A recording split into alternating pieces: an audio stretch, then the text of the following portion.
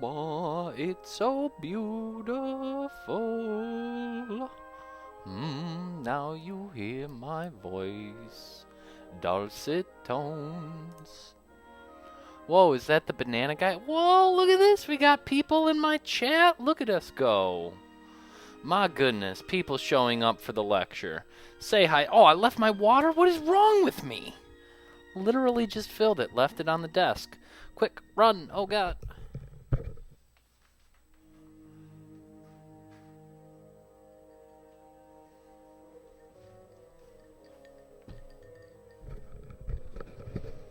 We did it. F in the chat for people who don't show up, right? Tell me about it. Why would you not want to be a part of this monumentous occasion? First time ever, Dr. Gworek. Bam, that's me. Bam, teaching live. Bam. Y'all love it.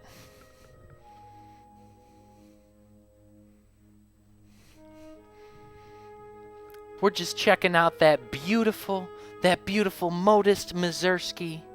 Pictures at an exhibition. My goodness. One of the very few classical pieces that features the saxophone, developed by Mr. Adolph Sax. Believe 1918 is the year on that. Don't quote me on that, but it's around that time. This is actually a often asked excerpt for saxophonists auditioning for major orchestras because it is one of the only things that actually uses the saxophone in the classical orchestra. But enough of that. I do believe it is time for us to get started with what it is we're doing. What are we doing? Hello, everybody. Thank you again for showing up today. Big, exciting moments. First ever Dr. Gworek, Georgia College State University Online Music and Civ. Let's do it. Okay, so as I said before, hello to everyone in the future watching this on a VOD. This is essentially what we're doing for the rest of the semester. Thank you everyone in chat for being here. I hope the email that I sent out earlier sort of outlined the expectations of the course for the rest of the semester, but I'll just go over them briefly in case you missed it. Concert reports, still do. I gave 3 online links. If you look over in, hopefully you should be able to see this right here. If we go to Music and Civilizations, Content Browser, go to the content. Oh, yeah. Everything seems to be working fine. You'll notice I uploaded the Test 3 PowerPoints and Study Guide and the Test 4 PowerPoints and Study Guide. Also, the schedule that I sent you along in the email is there as well. I also have the concert report links for the 3, so we for real can't do a music video. I'm afraid not, Carla. I just don't want to have to worry about you out in the world, right? The world's it's a frightening place right now, right? Kind of, sort of, I don't know. Email me about it. If you really want to do a music video, email me about it, okay? But I also uploaded the final exam study guide, so hopefully you should all have all of the materials that you need for the rest of this semester and the schedule for which we're doing it. Okay, if you have any questions, please, again, just feel free to type them into chat. I'll do my best to answer as we go along. But if there's nothing else that we need to discuss right now, we're just going to dig into these PowerPoints. The schedule for today says we do 28, 29, and 30. Very exciting stuff. We were on the ideas of nationalism. Is that right? That is absolutely right. Right, we were talking about Modest Mazursky, to whom they always pick this one where he looks like a drunken slovenly Santa Claus. Not exactly sure why, but that's what they decide to do. So we did already discuss the coronation scene from Boris Godunov. Remember, we're talking about nationalism, which is the representation of where you are from in your music. It is associating just to go back to it, it is associating a subject matter, a national event or story, or folk music with a particular region.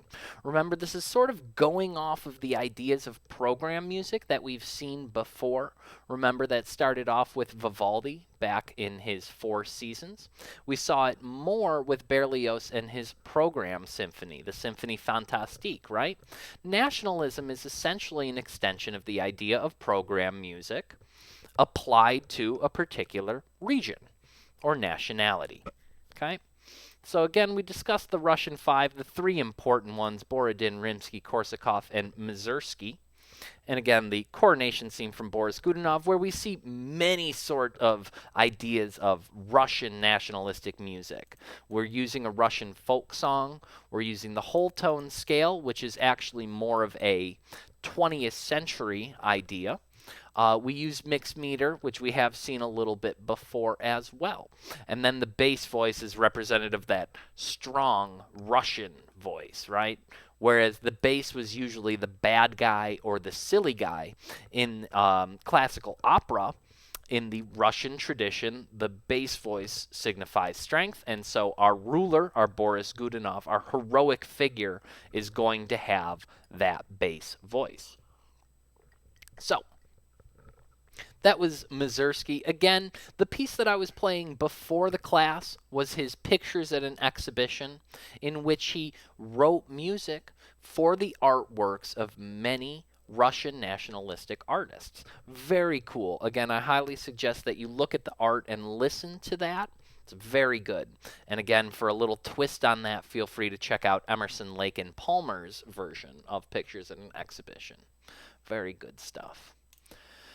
So let's talk a little bit about other types of nationalism. This idea of Bohemian nationalism. Where is Bohemia? Do you know? Oh my goodness, Bohemia. Give you a hint. It's not just a Queen song. Though everyone loves Bohemian Rhapsody, right? You'll notice that Bohemia is actually in what is now present-day Czech Republic, right? Bohemia would be this area, whereas the entire Czech Republic is the outlined region here, right? Just like sort of when you talk about the Catalan region, right? The Catalan region is a very specific region of Spain, which includes Barcelona, right? The same idea. The Bohemian region is now a part of the Czech Republic in much the same way. Of course, it had its own culture, it had its own language, all of that good stuff, and it had these two great composers, Antonin Dvorak and Bedřich Smetana. And they are two Bohemian composers that we're going to discuss in terms of nationalism. Particularly, we're going to look at Smetana's The Moldau. Now, how do we know that it's nationalistic music? What is the Moldau? The Moldau is a river that runs through Bohemia. If you're writing about a national icon like that, be it a person, a place, or a thing, it's kind of hard to refute that it is a product of nationalism, right? Like, if I were to say I wrote a piece about Abraham Lincoln, it's hard to say that that's removed from the American national identity, right? It's just sort of, Abraham Lincoln is about as American as it gets, right? Same thing if you talk about a river running through Bohemia, hard to say it's about anything else. So if we look through here, we note that Smetana is actually telling a story through this, right? It's like you are on this river, going down the river, and he's exposing you to these different scenes. The hunter's horn, we're going to fly past a wedding feast, water nymphs, fortresses and castles, which, again, Czech Republic, this was before the two world wars, but a lot of the Czech Republic was spared from the bombings of World War II. And so fortresses and castles still in existence, and certainly in existence back then, right? St. John's Rapids, and we end with Majestic Peace. My God, I do love Majestic Peace. Don't you all? We don't want that. Go listen to that, though. Sculptor, Father, and Son. Charles the Osprey, real good stuff. That's what I was listening to earlier this morning. But we're going to listen to Smetna's The Moldau. I'm very excited. I hope you are too. And of course, because we have this wonderful thing and I can just do it right from here. Oh my gosh, look at that. Who's this guy? It says stunning performance. Prepare to be stunned, everybody. Prepare to be stunned. Okay, let me just double check desktop audio. Desktop audio is good. Yeah, baby, let's do it.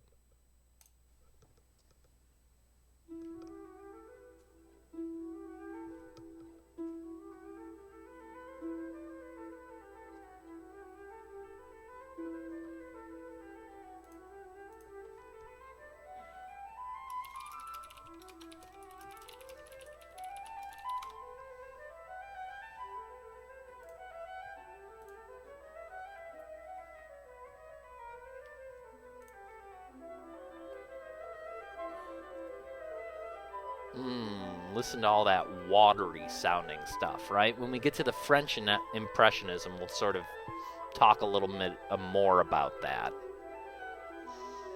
But those running lines, the blending together.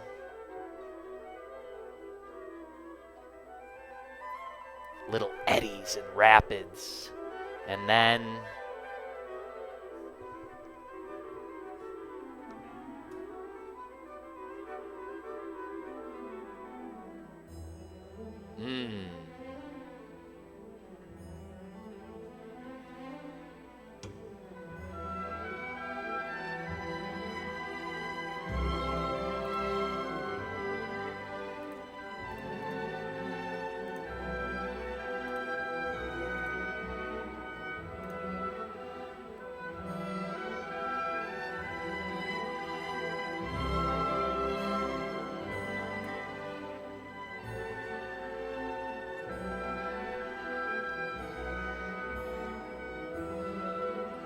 so that's the river theme, as Smetna categorized it.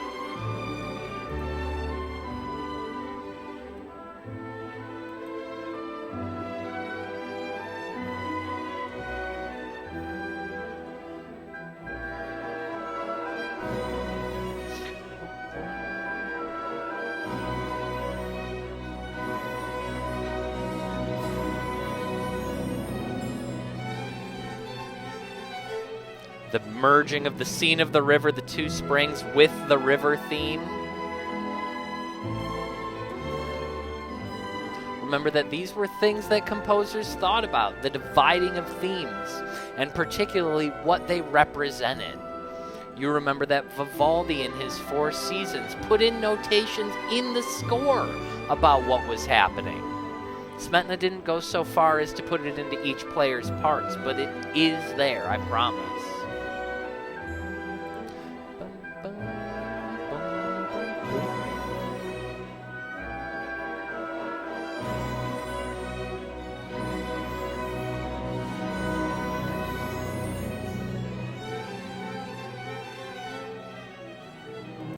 Okay, and so this next part that we're going to come up to is the signifying of the hunting horns, the hunt. Yes, well, we have this great instrument, the French horn. If you remember, it's the little twisty guy that points backwards, right? It has been classically associated with the idea of hunting calls, right? Yeah, here you go. There's that little twisty doodle that we know as the French horn, right? And so when we get to the hunt now, which is the next part, we're going to hear those hunting horns go off. Now, this is something that is not like a Smetna thing. This isn't a nationalistic thing. This is a historic thing, right? Those horns were literally used to signify hunting, right? This is the blast associated with that activity. That goes back a long time. So here it comes. We're getting ready for the hunt. Oh, yeah. Oh, wait, we still have to finish the river theme. Sorry, I'm going off the Cengage markings. But we almost there.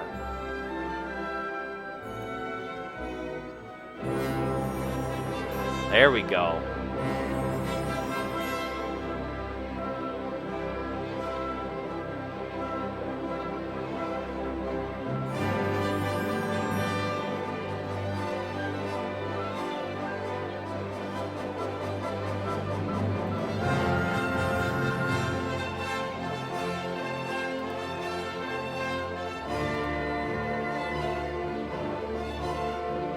Okay, and we're just going to get to the wedding dance, which is the next thing, our next little vignette as we stroll down the Moldau River in mighty Bohemia.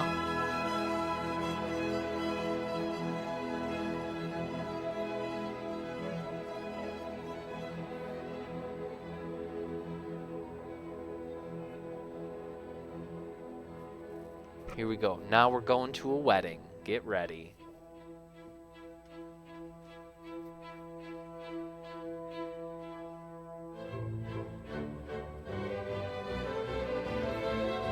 Lovely, lovely. Okay, so that's about a third of that. Please go through and listen to that on your own. Do me a favor and listen to it with the send gauge markings. So that way you can get an idea of what Smetana was thinking when he was composing this. Okay, any questions in the chat? Like I said, I'll always be looking over to that. I got my two little monitors. I'll go this way, I go this way, I go this way, I go this way. If you have any questions, please feel free to ask. Always happy to answer and slow down and help out with that. So again, check out Smetana's The Moldau. Real great stuff. Other nationalistic music, Norway, Finland, England, right? The Nordic countries always have interesting stuff to talk about. Finland, there was this guy, Jan Sibelius. I believe we talk about him a little bit further on. But he was so famous that they actually put him on their money, which is really cool. I would love to one day be on a $1 bill. Things to look forward to. A guy named Ray Vaughan Williams in England, very famous for using English songs in his band works. Italy, not so much. Spain actually had a lot of guitar music coming out of that. France, we get to the Impressionistic movement. We'll actually cover that in the next chapter. That's very much a part of the French naturalistic identity. And United States, we don't get that until like the 30s and the 40s. And then this one guy named Aaron Copland goes in really hard at it. And the United States nationalistic music identity starts to show. We'll listen to some of that. That's right. When they talk about Norway, there's a guy named Edvard Grieg. He did In the Hall of the Mountain King. From the opera Peer Gynt. You would know it. It's another one of those where you would know it if you heard it. Edward Elgar was English. That's right. Pomp and Circumstance. Ray Vaughan Williams I talked about. Italy. Yeah, see, Italy they don't talk about until Respini and the Pines of Rome. And Spanish nationalist guitar music, flamenco. French doesn't establish till Impressionism. Nice and easy stuff right there. So there you go. That's it. Summary. Characteristics of nationalistic music. Remember, it's associating a person, place, or thing with a nationalistic identity, a region, anything like that. Russian 5, of which you only really need to know 3. Mussorgsky's coronation scene, just sort of understand why it's representative of the Russian nationalistic tradition. That has to do with that bass voice, with the way that the scene is laid out. Again, don't listen to the whole opera. Just listen to that first scene and really go check out his pictures in an exhibition. Smetana's The Moldau, where we get a little watery, get a little wet, talk about some things in water. It's good stuff. And then other nationalistic music. I see in the chat we have no questions at the current time. So I think we're just going to sort of continue on, right? Shall we? That was chapter 28. Looking at chat, last questions. Nope, moving on. Okay. And again, if it is truly your heart's desire to make a music video for the final project, you just contact me directly about that. I hate to take away people's creative outlet, right? If that is something that people were really looking forward to, which I know some of you probably were, then let me know. I know some of you are also looking to just not write an essay. I get that too. We can talk about it. Open dialogues here. The world is a weird place right now, so let's explore it together. Oh my God. Just trying to help. All right. We're dealing with the 20th century. For those of you who forgot how centuries work, that is the 1900s, right? 1901 to 2000 specifically, right? That's what the 20th century means. And a lot of stuff happened. And so we call it the tremendous and tumultuous century. Oh, yes. Very tremendous, very tumultuous. It's very good. It's very exciting, okay? So Again, a lot happened. People changed, the world changed. It all happened very quickly. So when we try and talk about this 100 years, that's like I don't know, it's like 400 years of time before this, the way things happened. So you'll see from this slide, some music expanded elements of earlier music, some was influenced by new sources, some were intellectual, some were based on earlier centuries, some repudiated 19th century music, and some created music in new ways. Things were different, and there were a lot of them. Okay? That's what you need to know. Things were crazy, people did weird things, and really, right? Let's take the idea of the previous century, the romantic century. People were intentionally trying to break rules, right? They resented the idea of the rules. Well, in the 20th century, rules don't exist anymore. And for a lot of the music that we're going to look at, why did he do this? Well, because he could, right? And that's sort of how we get to look at the 20th century, right? It's not a why century, it's a why not century. If you'll look here, 20th century art, look at this. What's going on here? What is this? Who is this horse beast flying in here with his plaid pants, right? Who is this clown in the mismatched socks? What's he doing? Other than being freaky, right? No. 20th century art, we have so many new ideas, right? The idea that artworks needed to represent objects, right? Maybe we go along with that, right? We have new practices of using two dimensions, right? Who was famous for that? Pablo Picasso, right? If you look at some of his paintings, the cubism aspect of it. We have the idea of minimalism with a limited use of elements. We'll definitely get into that because that had a heavy effect on a new style of music composition. That happens a little later on. And of course, we're going to get pretty deep into some psychological elements of this, right? Does this freak you out? Will this haunt your nightmares? I know that when I close my eyes, I can't get this image out of my head. And people are going to try and do that, right? The expressionistic movement, people like Edward Munch in his The Scream, right? That famous painting. We will talk about that as well. Okay? Describing 20th century music is hard, right? Remember that we separate music into eras after it happens because it makes sense, right? Why is music in the Romantic period all categorized in, boom, this Romantic period? It's because it makes sense grouped together. Well, 20th century music is a little hard to do that with because, number one, we're so close to it, right? The 20th century was literally 20 years ago. It's not like the 1600s, which were a couple more than 20 years ago, right? So we're too close to it to really have a good idea of what it was all about. There's also a lot of music to consider, right? Remember that in the Baroque period, there was no established body of music, so composers had to write a lot of it themselves. Well, guess what? We've been saving everything since then, and we've found better ways to create it. We found better ways to notate it. We found better ways to preserve it. And so we have a lot more music nowadays than we did back then. Any Joe Blow with GarageBand and an internet connection could upload some new music to YouTube. Is that a good thing? Of course it is. Right? We love that. But it just means that there's more to look at. Okay? Some composers wanted to sound original. How do we sound original? Well, why don't we just like take a string quartet, but we add a helicopter to it, right? Well, that's something that someone actually decided to do, right? The helicopter quartet. It's a thing, okay? And a lot of times composers change their style. One of the most obvious examples of that is Igor Stravinsky, right? We're going to look at some of his stuff, which is really weird, and we categorize it as sort of barbaric. And then later on in his life, he just starts writing like masses in the classical style. Guy named Arnold Schoenberg did it the exact opposite way around. Wrote in the classical idiom and then went and explored this new style of atonal music. And it's incredible that you can put two pieces by the same person together and they sound so different. Note that that didn't happen with Beethoven and Mozart. Beethoven always sounded like Beethoven. Mozart always sounded like Mozart. That's why we love them. They have that distinct sound, right?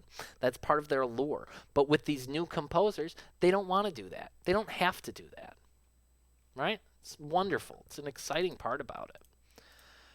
So we use isms to help understand 20th century art, right? If we can't say this composer sounds like this, then we can say, well, this certain ism, this sort of stylistic trend, can be categorized in this way. It's really pretty interesting, and we'll get to that, right? What to listen for? We're going to have a freer use of metrical pattern. Remember, we've talked about things being in 2 or in 3, and then when we got to the Modus Mazurski, we were talking about sort of mixed meter patterns. Remember that he was in, I think he was in 7 for a bit during that, or he was in 5. But we're going to have a lot more of that, a lot freer use of these metrical patterns, not so much consistent 3 or 4. And that's that asymmetrical metrical patterns. Is sort of the way that we're going to change it too, right? Sometimes we're going to use ostinatos in other devices. Remember that we did have that already in Dido's Lament, right? We had that basso ostinato line in the lute. We're going to use that as an organizational device still, right? The idea of the cantus firmus, which was used for some of the old motets, right? Motets? Madrigals. Madrigals. Uh, so that's been around since, the 1600s. That idea has been around. Polyrhythms, that's not something that we've messed with too much yet, but we are going to get more into that, and actually that's from influence of other countries, right? That comes from an Asiatic or an African influence. And we have, yes, the increasing importance of the percussion instruments, right? Their sound effects, their timbres, their different sorts of ways that you can trigger associations other than just musical associations, right? If you hear kettle drums beating out a march theme, it sounds like you're going to war, right? You can have the same thing done. Remember, we just talked about the hunting horns in the smetana, right? Percussion has that same capability across a number of different instruments to sort of signify a number of different things. So it's actually pretty interesting. What else to listen for? Melody. We're going beyond major and minor keys, right? Remember, we started with the modes, and we sort of developed those. And then again, if we looked at Boris Godunov, we used the whole tone scale, which was a set of notes based on being a whole step apart. That was a non-conventional sort of key, right? Note pattern. Yeah, key. Yeah, key. Wide range and awkward leaps. Yeah, that's going to be more common. And we have a lot less interest in being beautiful, right? Again, this idea that music is supposed to be beautiful is something that everyone likes to latch onto, but it's not the reality of the situation, right? Music doesn't always have to be beautiful, and a lot of times we're going to make it so it's specifically not beautiful. And we don't really care. If it fits a creative purpose, then we're going to use it. Harmony and counterpoint, we're going to build chords on things other than thirds. If you remember, most chords were built on stacked thirds. Who cares? Who cares anymore? We're going to do what we want. Tonal center, who cares? We're going to do what we want. Polytonality, multiple tonality, multiple tonalities. We can play in 2 keys at once if we want to, right? Let's do it. Why not? We're going to have a return to the modes of early and folk music, right? We're going to remember we talked about the modes in ancient Greece and in the medieval period and the Renaissance period before we got to equal temperament. We're going to come back to those, the Dorian, the Phrygian, the Ionian, the Aeolian, the Mixolydian, right? We're coming back to those. And increased interest in counterpoint.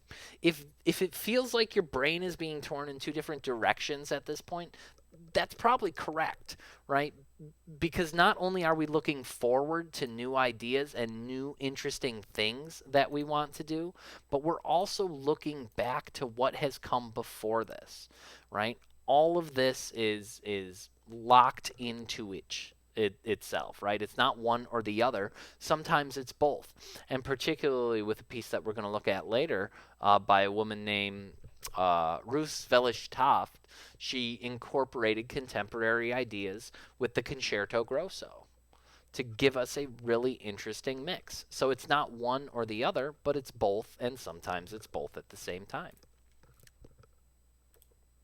What else to listen to? Dissonance. More. Give me more. Give me more dissonance. Right? Less interest in being beautiful, which means we're going to have an increase in dissonance. Makes sense. Of course, they can seem tense or clashing. They can build up anxiety, or they can just be used as an added way to change color. Timbre, we're going to expand sounds. New sounds from new instruments. Sometimes new instruments, definitely new sounds, right? Guy named, who is it? Bela Bartok, right? One thing he liked to do is he liked string players to flip around their bows and play with the wood side instead of the horsehair. I believe that's called conlegno, if I'm remembering correctly. So we're going to do that. We're going to expand the way we use instruments. We have electricity and electronic sounds, so let's use them. Yes. What sort of fun electronic sounds can we get into? And we will explore that. That's very interesting stuff, particularly at the early periods. Forms and sources, less use of traditional forms. Are we surprised? Nope. No one's surprised. Because, right, we're going to do what we want to do. So you can remember someone like Johannes Brahms at the end of the Romantic period did decide to go back to those old forms, right? He used the classical sonata form, and he did it in a very much a sonata form way. His Fourth Symphony First Movement is what we looked at specifically. And so people are still going to do that. But remember, Brahms was looked down on by his contemporaries a little bit for doing that. And so people in the 20th century are going to face the same sort of scrutiny from their peers if they decide to use traditional forms. But again, we're not going to be so tied to it as we were in, say, the classical period, right? We had a very clear idea of forms in the classical period. Not so much in the 20th century. We know they exist, and people know they can use them if they want. Another very exciting thing, music from around the world and previous centuries was available, with being able to record things, phonographs, right, wax cylinders, that sort of thing. And with more global travel, we're going to be exposed to the music of different cultures, right? Again, particularly the African and the Asiatic, right? Because we already know Europe. People have been wandering around Europe and mixing their musical ideas for centuries at this point, but we didn't get a lot of that cultural integration from Asia or from Africa. So, in summary, what's up with the 20th century? There's a lot, right? It's everything and nothing all at once. You can do whatever you want that's ever been done, or you can do something completely new. It's really exciting. Okay, 20th century art, again, with the ideas of Impressionism, Expressionism, Cubism, Minimalism, Dadaism, all these sorts of ideas. We have so many artistic influences and things that we can choose from. And then again, please read through these slides again on what to listen for in 20th century music. Just remember that it could be you're hearing things that you've heard so many times before, and it could be that you're hearing things that you've never heard before. And that's the point, is to be able to pull from all sorts of old sources or to create something completely new. Cool. So that's it. That's chapter 29. Any questions, comments, concerns? Someone say hi in chat so I know that you're still here and can still hear me. Would definitely appreciate that before we move on to chapter 30. Dun, dun, dun, dun, dun, dun, dun, dun, dun. Hi, thank you. Appreciate that. Appreciate the hi. Excellent. Hi in chat. We have at least 2 people still tuning in. 2 is enough for me. 2 makes it worth it. Right? 1 would make it worth it. But you know, 2 is such a nicer number. All right. Moving on. Hey, at least 3 in chat. Love it. All right. So, let's deal with the ideas of 16 watching. That is a very surprising to me. Hello to the YouTube world. This is just a little bit of edumacation. All right. Moving on. We are dealing with Impressionism and Post-Romanticism. Fun, right? We were just in the Romantic era. We were dealing with people like Mendelssohn and Tchaikovsky, Berlioz, Brahms, Chopin, Liszt, right? All those big names. But now we're past that. We're done, right? So let's start talking about some new stuff. What to listen for in impressionistic music. Okay? Well, first of all, this does not do a very good job of covering what impressionism actually is. So let's go ask the magical Google box. Impressionism. I don't think I spelled that right. No, I did. Hey, look, we did it. Okay? So here you go. Impressionism is a 19th century art movement characterized by relatively small, thin, yet visible brushstrokes, open composition, emphasis on accurate description of light and its changing qualities, ordinary subject matter, inclusion of movement, and unusual visual angles. Right? Here you go. Impressionism. We love it. Claude Monet, perhaps one of the most famous. Monet, I believe, did the water lilies, right? Over here we have Manet, the luncheon on the grass, right? Please don't strike my video for that. It was art, I swear. Monet, haystacks at sunset. Beautiful, right? Impressionism, it gives you the impression of a haystack at sunset, right? It's not supposed to be a perfectly accurate representation of it. It's just supposed to be the impression of it, right?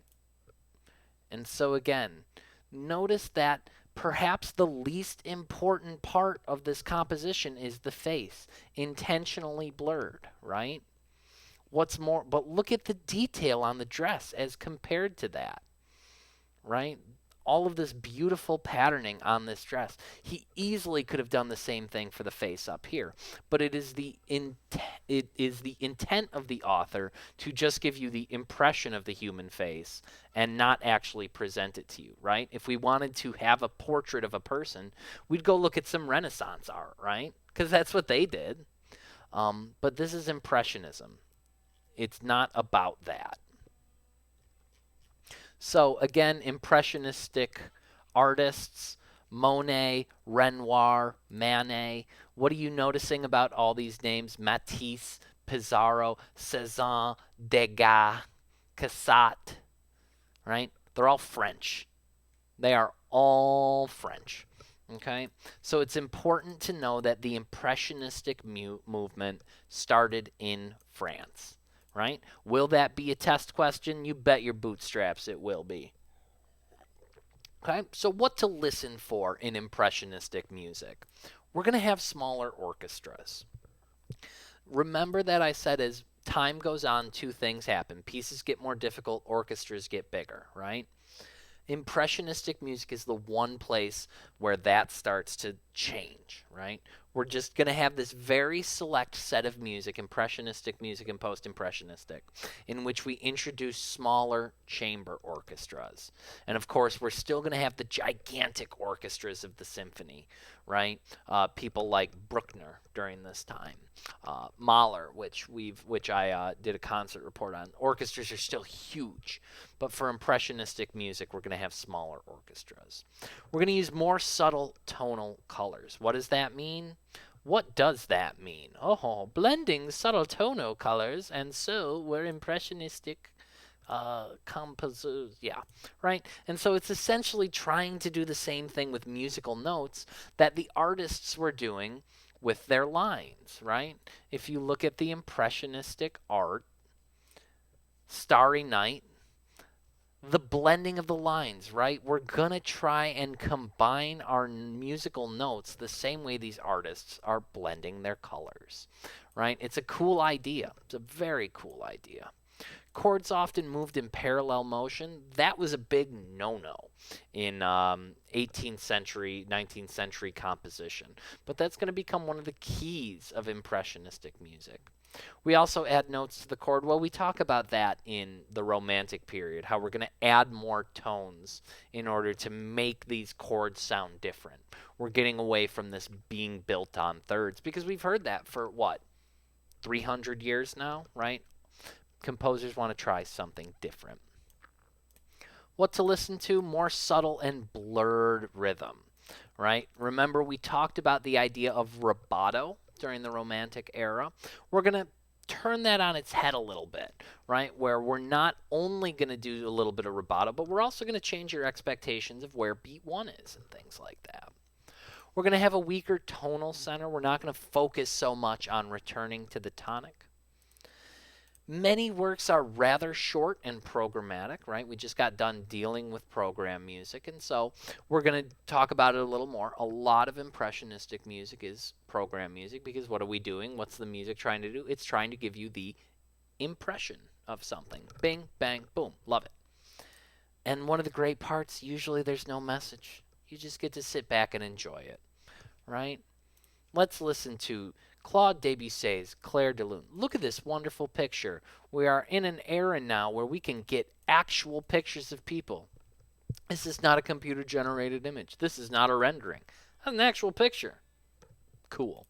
Okay, so Clair de Lune, what does it mean? Literally translates to moonlight. So it's going to give the impression of moonlight. Brilliant. Just brilliant, right? So we have this melody that's just going to gradually descend.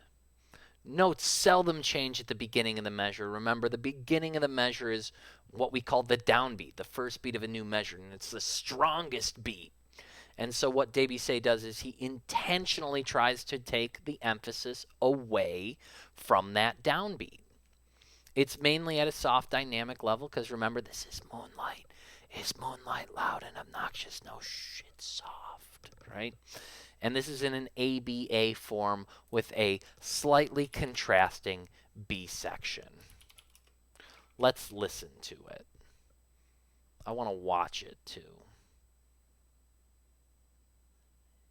Oh, how lovely. We can watch this person.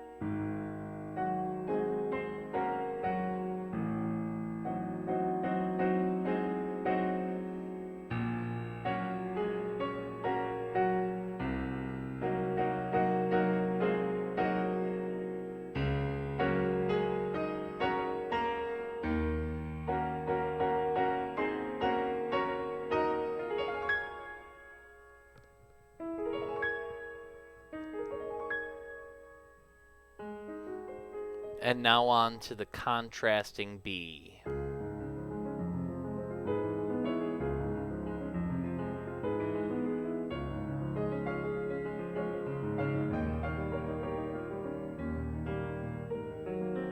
Okay.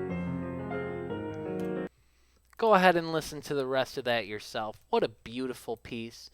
You may recognize it from popular culture places such as the ending of Ocean's 11.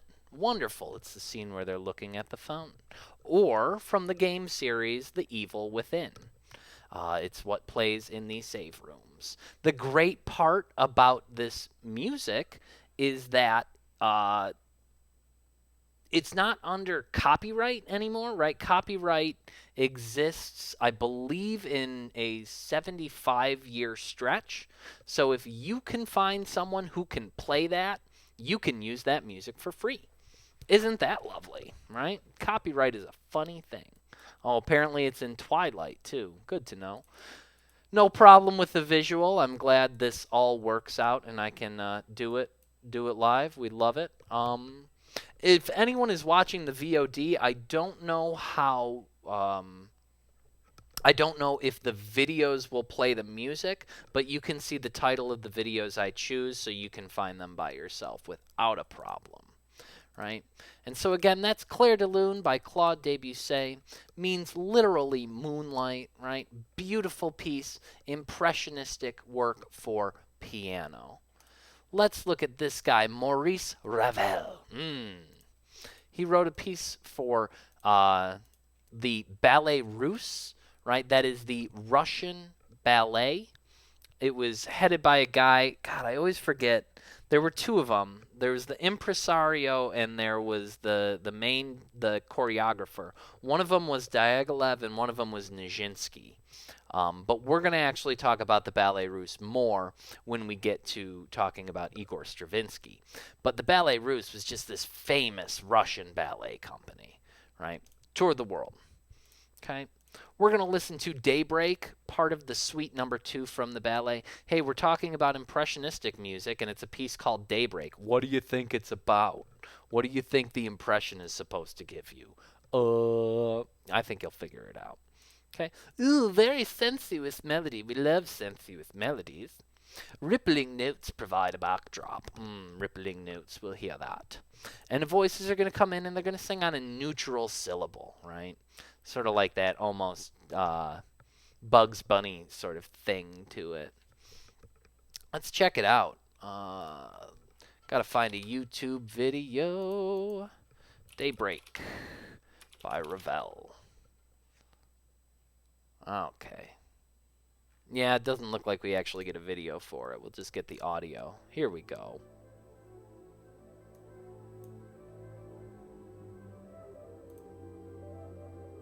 And here, just so you know which video I'm using.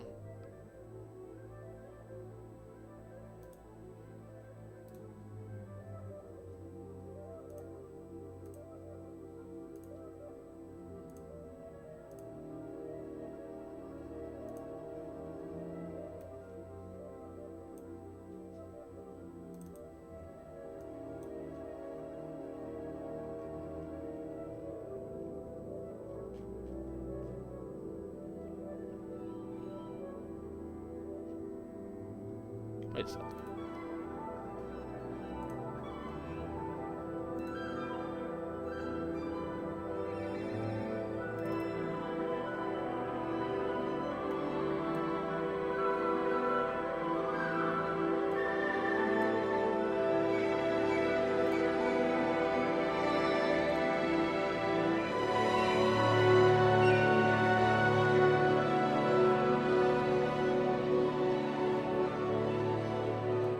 So you heard that beginning where it's just like, sounds like a lot of random stuff. Sounds like the orchestra's kind of warming up, right? Almost like how your head feels when you wake up in the morning, right? And now that theme comes back. It's the second time, sort of like, oh, we're a little more awake now. And we're ready to see this theme again.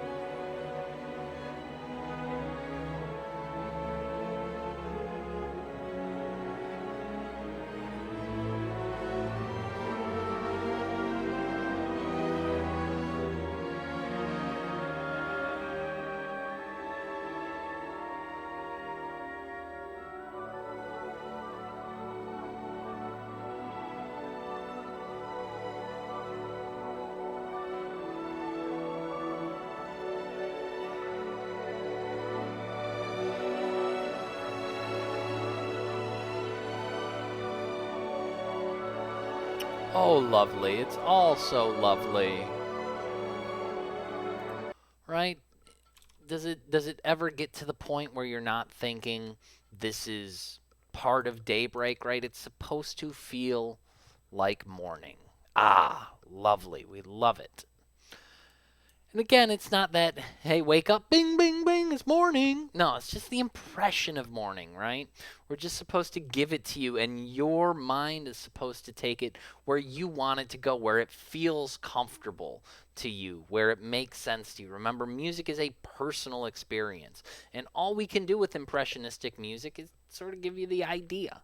Can't tell you what to think or how to feel. We can just say, yeah, this is what someone thought, and this is the outline for it. So, let's talk a little post-romanticism, right? Look at this mug right here. That's a guy named Sergei Rachmaninoff. I promise he was a lot happier than he looks. Okay? Hey, look, he did a Rhapsody on a theme of Paganini. We've already encountered Paganini before, right? Hopefully some of you have gone and watched that Hugh Grant Chopin movie, which is really good. Um, but remember that it was Liszt who actually used Paganini as sort of a motivator to go and sequester himself and get better. And then he came out with La Campanella, which was a variation on one of Paganini's pieces. Well, Rachmaninoff, another piano player, is going to do the same thing. He did this Rhapsody on a theme of Paganini, which was an extended theme and variations of something that Paganini had already done. Very exciting. So, we're going to come in at variation 18 based on passionate music, based on the inversion of the theme. And he's going to quote the Dies Irae. Have we seen that before? Yeah, of course we have. Remember, Berlioz did the same thing. Fifth Movement, Symphony Fantastique. He's going to quote that music from the Dies Irae, or Day of Wrath, the music typically played for funerals, right? Of course, we love it. It's great. Let's go back over to Cengage, Mind Tap. We love it. Rachmaninoff, it's great. Here we go. Okay, so you'll note we're going to get the theme, which will be played first, and then we're going to jump right into the 18th variation and go from there. Most likely, we will listen to the 18th, and maybe we'll just listen to the 18th variation because it's very long. Maybe we'll jump ahead after that and listen to 19 through 22. But let's check it out. Here's your theme, Rachmaninoff's Rhapsody on a Theme of Paganini.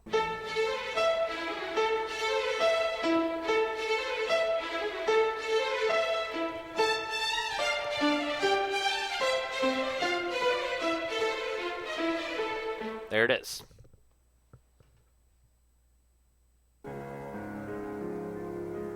Oh, it's a sensuous melody. Notice how you can kind of hear some of the influence from Debussy here, that French Impressionism. It's important to note that this came out about 20 years after the Debussy piece. So the idea of French Impressionistic Romantic music was already well ensconced in the piano tradition.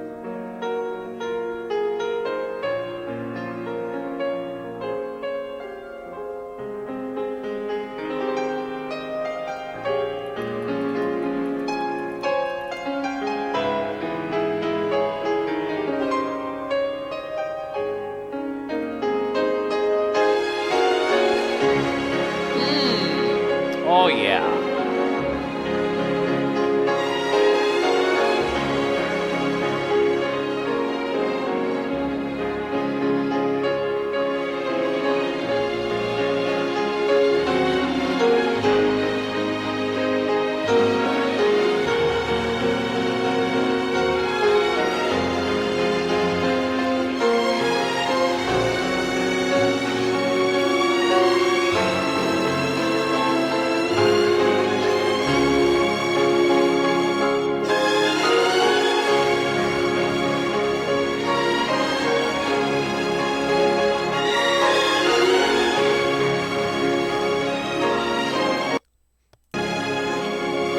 Okay, if you are not moved by this music right now, you might be a robot. Man, that is so beautiful. Let's jump ahead. Let's check out from variation 20. Okay.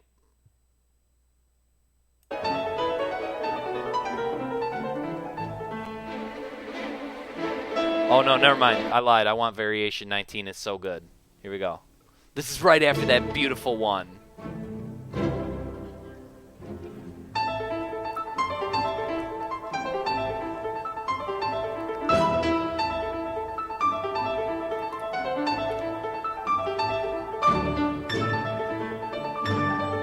You can still hear that theme there. That's that going back.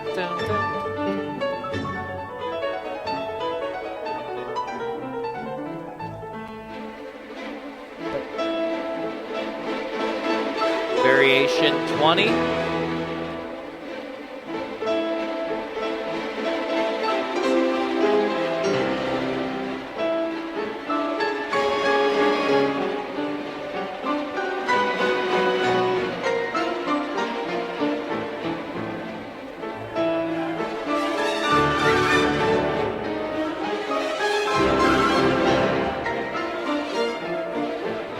And moving on, variation 21.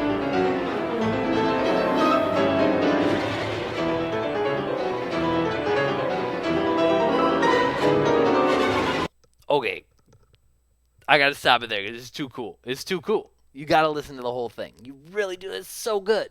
One thing to note is the entire piece itself. I would look at this recording. Anna Fedorova, very good player. 26 minutes, 43 seconds. Check out the whole thing. Really, because if you just jump in there, it's not doing the piece justice. You need to know how he got there. Because each variation just sort of changes it up a little bit. We get further away from the original material. And so to sort of logically and musically see how we got to those later variations, that's really important. So please go listen to the whole thing. Anna Fedorova, amazing pianist. You'll enjoy it, I promise. If not, all your money back from paying for watching that video. Okay, so that's our friend Sergei Rachmaninoff. Again, monster at the piano. His etudes are amazing. His second and third piano concerti are top-notch. So if you're really looking for something that's going to just melt your face off, that's the place to go. Okay. Other post-romantic composers, I spoke briefly about Jean Sibelius, the Finnish composer. Famous, again, he's literally on their money. He wrote a piece called Finlandia, which is perhaps one of the most overtly nationalistic pieces ever written, since it, has Finland in the title. But it's really great, really lovely. Oh, yeah. It has this big open intro, and then it just gets into this sort of thing that's like quasi-aggressive, and then it loosens up. It's very nice. And Gustav Mahler, perhaps my favorite symphonic composer, wrote 9 complete symphonies, I believe 1 incomplete. He's part of your concert reports. His 5th symphony, I believe, with Gergiev conducting.